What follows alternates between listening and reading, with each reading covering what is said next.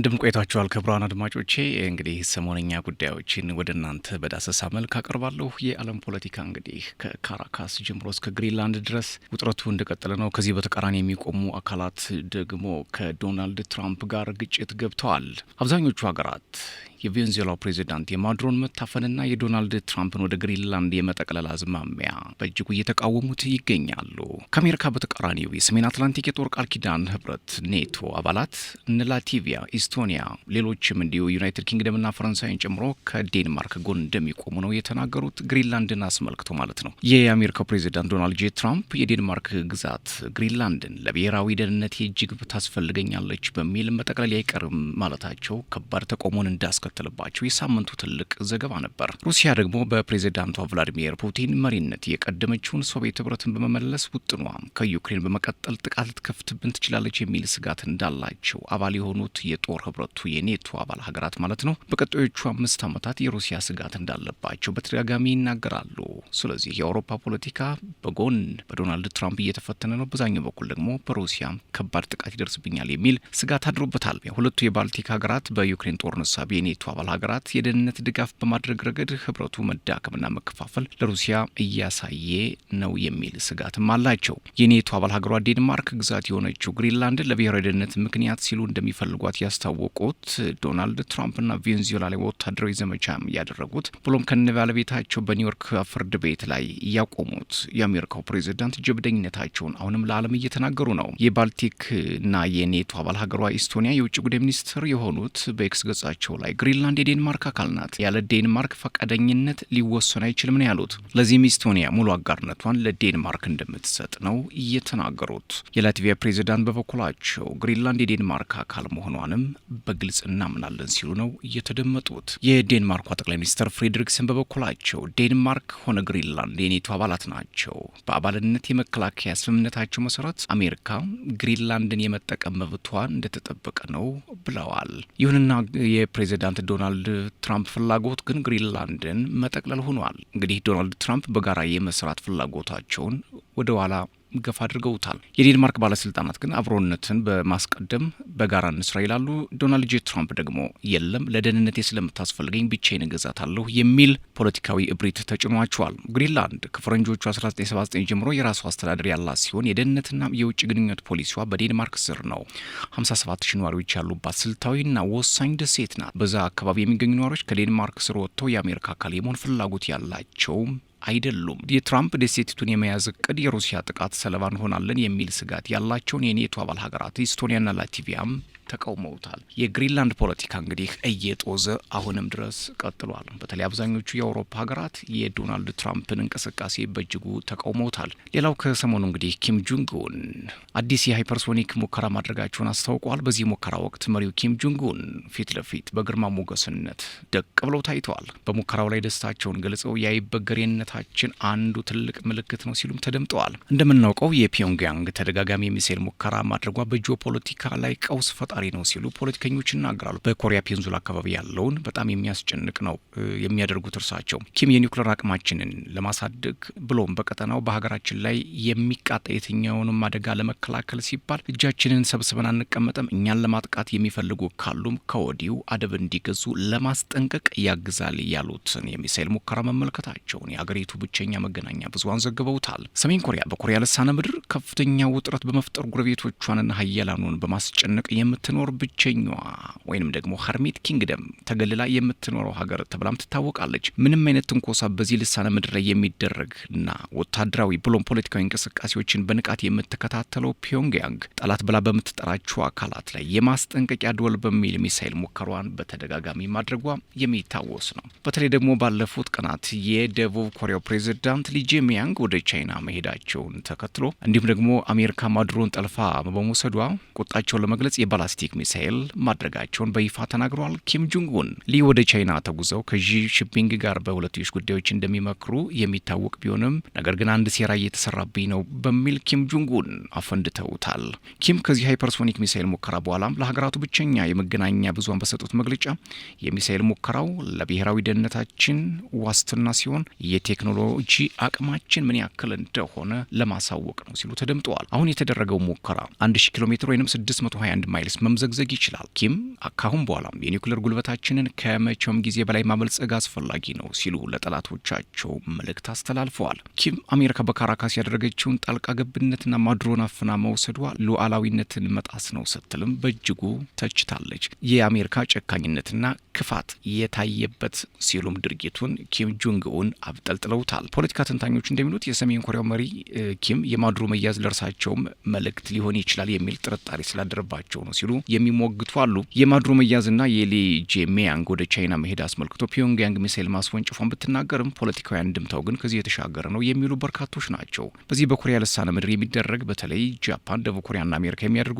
የጣምራ ወታደራዊ ልምምድ ለኪም አስተዳደር እጅጉን ስጋት በመሆኑ የሶስቱ ሀገራት ወታደራዊ ልምምድ የስጋት ምንጭ ስለሚሆንባቸው እርሳቸው ይህንን ለመከላከል አስቀድመው የማንቂያ ደወል ይተኩሳሉ። ሌላው ደግሞ የመንግስት ለውጥ ለማምጣት የሚሞክር ካለ ከመውደቃችን በፊት እንጥለዋለን የሚል ዛቻም ማስፈራሪያም ለመስጠት ነው የሚሉም በርካቶች ናቸው። የቻይናና የደቡብ ኮሪያ መሪዎች በኮሪያ ልሳነ ምድር ሰላም እንዲመጣና ኢኮኖሚያዊ ትብብር ለማድረግ በቻይና እንደተሰባሰቡ ቢናገሩም ሰሜን ኮሪያ ግን በኔ ላይ አንዳች ደባ እየተሰራ ነው በሚል ጥርጣሬዋን ለመግለጽ ሃይፐርሶኒኩን እንዳፈነዳችው በግልጽ አስቀምጣለች።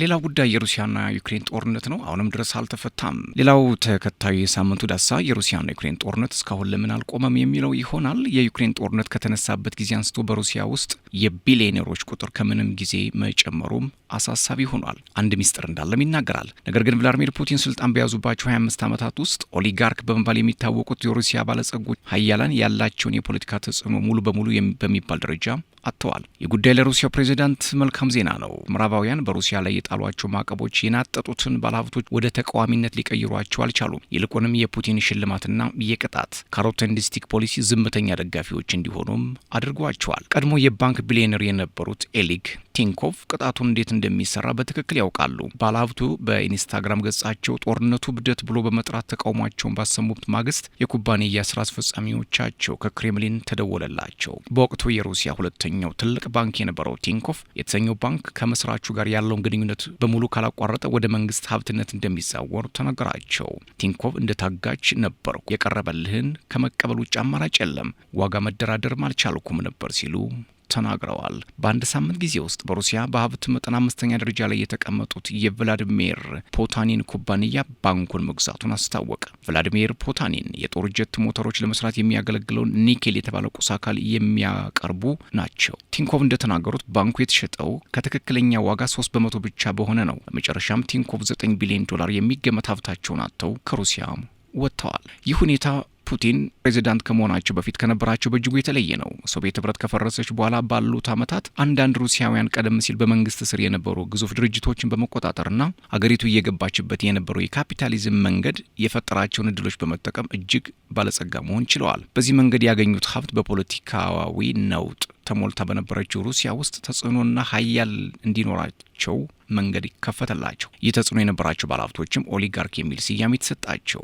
ሀያሉ የሩሲያ ኦሊጋርክ ቦሪስ ቦሬዝቭስኪ በአውሮፓውያኑ 2000 ፑቲን ወደ ስልጣን እንዲመጡ ሁኔታዎችን እንዳመቻቹ ይናገራሉ። ከዓመታት በኋላ ግን ለዚህ ድርጊታቸው ይቅርታ ጠይቀዋል። ነጻነትን የሚረግጥና የሩሲያን እድገት የሚያቆም ስግብግብ አምባገነን ይሆናል ብዬ አልገመትኩም ነበር በማለት በ2012 ጽፈዋል። ምንም እንኳ ቤሬዞቭስኪ ፕሬዚዳንቱ ወደ ስልጣን እንዲመጡ የተጫወቱትን ሚና ጋነው አቅርበው ሊሆን ቢችልም የሩሲያ ኦሊጋርኮች መንበሩን የተቆናጠጡትን ሰዎች የመዘወር አቅማቸው የሚካድ አይደለም። ቤሮዞቭስኪም ይቅርታ ከጠየቁ ከአንድ ዓመት ገደማ በኋላ በስደት በነበሩበት ዩናይትድ ኪንግደም ውስጥ ሚስጥራዊ በሆነ ሁኔታ ሞተው ተገኝተዋል። የኦሊጋርኪዎች ፖለቲካዊ ተጽዕኖም አብሮ የሞተው የዚያን ወቅት ነው። ፑቲን በየካቲት 2022 ዩክሬን ላይ ሙሉ ወረራ እንዲፈጸም ትዕዛዝ በሰጡ ጥቂት ሰዓታት ውስጥ የሩሲያ ባለጸጎች በክሬምሊን ተሰበሰቡ። በፕሬዚዳንቱ ቤተ መንግስት የተገኙት ባለሀብቶች በጦርነቱ ምክንያት ሀብታቸው ከፍተኛ ጉዳት ሊደርስበት እንደሆነ ቢረዱም ማድረግ የሚችሉት ነገር ግን አልነበረም። ፑቲን በዚህ አዲስ ሁኔታ ውስጥ በተመሳሳይ መልኩ በጋራ እንደምንሰራና እንደ ቀድሞ ውጤታማ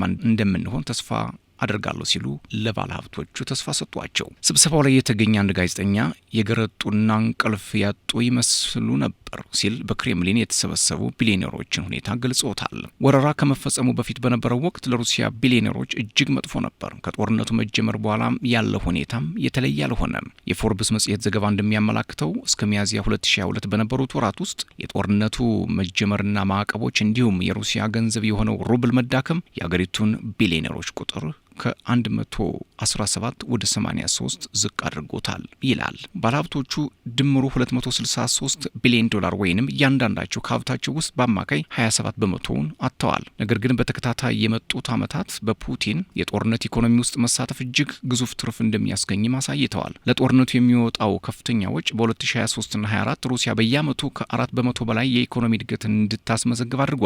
ይህ ሁኔታ በቀጥታ የመከላከያ ኮንትራቶችን በመውሰድ ቢሊዮን ዶላሮችን ማፈስ ላልቻሉት የሩሲያ ባለጸጎች እንኳ መልካም ዜና ነበር። በፎርብስ የሀብት ጥናት ቡድን ውስጥ የሚሰሩት አንድ ባለሙያ እንደሚናገሩት በ2024 ከግማሽ በላይ የሚሆኑት የሩሲያ ቢሊዮነሮች ለሰራዊቱ የተለያዩ ግብዓቶችን በማቅረብ ተሳትፈዋል አሊያም ከወረራው ተጠቃሚ ሆነዋል። ይህ በቀጥታ ያልተሳተፉትን ነገር ግን ከክሬምሊን ጋር የጥቅም ግንኙነት የሚያስፈልጋቸውን አያካትትም። ሩሲያ ውስጥ የንግድ ስራ የሚያካሂድ ማንኛውም ሰው ከመንግስት ጋር ግንኙነት ሊኖረው ይገባል ብሎ መናገር ስህተት አይመስለኝም ሲሉ ይደመጣሉ ባለሙያው። የዘንድሮ የፎርብስ የባለሀብቶች ዝርዝር እንደሚያሳየው ሩሲያ ውስጥ 140 ቢሊዮነሮች አሉ። ይህ ቁጥር በሩሲያም ታሪክ ከፍተኛው ነው። አጠቃላይ ሀብታቸው 580 ቢሊዮን ዶላር ሆኖ ተመዝግቧል። ሀብታቸው ከወረራው መጀመር በፊት ከተመዘገበው የምንጊዜውም ከፍተኛው የሀብት መጠን የሚያንሰው በ3 ቢሊዮን ዶላር ገደማ ብቻ ነው። ፑቲን ታማኝ የሆኑ ባለሀብቶችን ትርፍ እንዲያገኙ ሲፈቅዱ የእሳቸውን መስመር ለመከተል ፈቃደኛ ያልሆኑትን ግን በተከታታይ ዱላቸውን አስቀምጠውባቸዋል። ቅጣቱ ከደረሰባቸው አንዱ የነዳጅ ምርት ቱጃሩ ሚሃይል ሀዶርቭስኪ ናቸው። በአንድ ወቅት የሩሲያ ቁጥር አንድ ባለጸጋ የነበሩት ሀዶርኮቭስኪ በ2001 የዲሞክራሲ ተሟጋች ድርጅት ካቋቋሙ በኋላ ለ10 ዓመታት በእስር ቤት እንዲያሳልፉ ተደርጓል። ፑቲንን መንካት ከባድ ነው። ወረራው ከተጀመረበት ጊዜ አንስቶ ከሞላ ጎደል ሁሉም የሩሲያ እጅግ ባለጸጎች ዝምታን መርጠዋል። በግልጽ ጦርነቱን የተቃወሙት ጥቂት ባለጸጎች ደግሞ አገራቸውን አብዛኛውን ሀብታቸውን ጥለው ተሰደዋል። የሩሲያ ባለጸጎች ፑቲን ለሚያካሂዱት ጦርነት አስፈላጊ መሆናቸው ግልጽ ነው። የካቲት 2022 ወደ ክሬምሊን ከተጠሩት 37 የንግድ ሰዎች መካከል ብዙዎቹ የምዕራባውያን ማዕቀብ ተጥሎባቸዋል። ምዕራባውያን ይህን ማዕቀብ ሲጥሉ ዓላማቸው ባለሀብቶቹን አደይቶ በክሬምሊን ላይ እንዲነሱ ማድረግ ከነበረ ግን እቅዱ ከሽፏል ማለት ነው። የሩሲያ ቢሊዮነሮች ሀብት እየጨመረና የተቃውሞ ልሳናቸውም እየተዘጋ ነውና ሀብቱን ይዞ ወደ ምዕራቡ ዓለም ለመሸሽ የሚያስብ ቢሊዮነር ቢኖር እንኳ የተጣለው ማዕቀብ ይህንን ሀሳብ የማይቻል አድርጎታል። የአውሮፓ ፖሊሲ ትንተና ማዕከል ባልደረባ የሆኑት አሌክሳንደር ኮሊያንደር ምዕራባውያን የሩሲያ ቢሊዮነሮች በዓላማቸው ዙሪያ እንዲሰለፉ ለማድረግ የሚቻላቸውን ሁሉ አድርገዋል። የትኛውም ባለሀብት ከመርከቧ ዘሎ እንዲያመልጥ የሚያስችል እቅድ ሀሳብም ሆነ ግልጽ የሆነ መንገድ አልነበረም። ንብረቶቻቸው ታገዱ፣ የባንክ ሂሳቦቻቸው እንዳይንቀሳቀሱ ተደረገ፣ ንብረቶቻቸውም ተወረሱ። ይህ ሁሉ ፑቲን ቢሊዮነሮችን ንብረቶቻቸውንና ገንዘባቸውን በማንቀሳቀስ ለሩሲያ የጦርነት ኢኮኖሚ ድጋፍ እንዲውሉ ለማድረግ እንዲችሉ በሚገባ ረድቷል ሲሉ ይናገራሉ። የዩክሬን ወረራን ተከትሎ ዓለም አቀፍ የውጭ ኩባንያዎች ከሩሲያ መውጣታቸው ክፍተት ፈጥሯል። የሩሲያ መንግስት ደጋፊዎቹ የሆኑ ባለሀብቶች እጅግ አትራፊ የሆኑት የውጭ ኩባንያዎች ንብረቶችን በዝቅተኛ ዋጋ እንዲገዙ በመፍቀድ ክፍተቱን በፍጥነት ደፍኗል።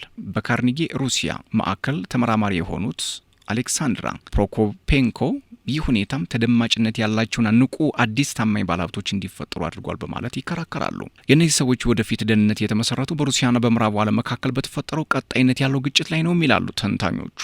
የባለሀብቶቹ ትልቁ ስጋት ደግሞ የቀድሞዎቹ የንብረት ባለቤቶች መመለስ መሆኑንም ያስረዳሉ።